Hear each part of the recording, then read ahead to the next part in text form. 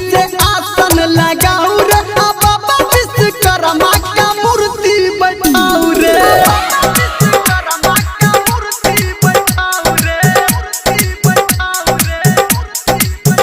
हाँ पंडित मंगा के आज पूजन कराऊ रे पंडित मंगा के आज पूजन कराऊ रे बाबा विश्वकर्मा का मूर्ति बैठाऊ रे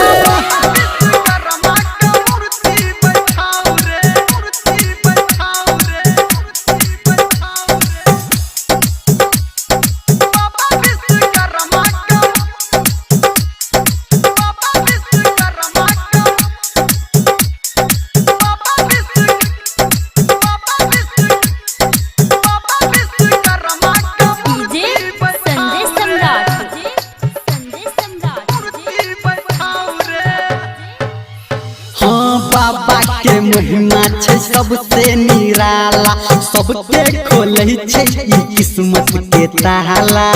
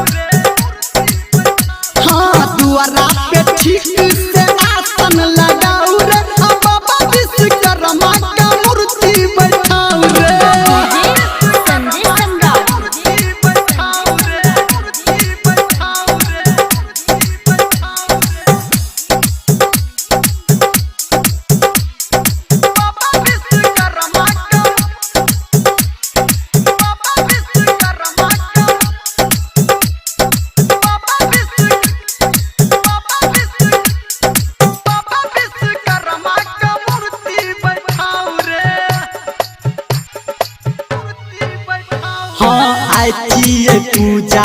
बाबा के सगर बाबा विश्वकर्मा तक तैरे हमरो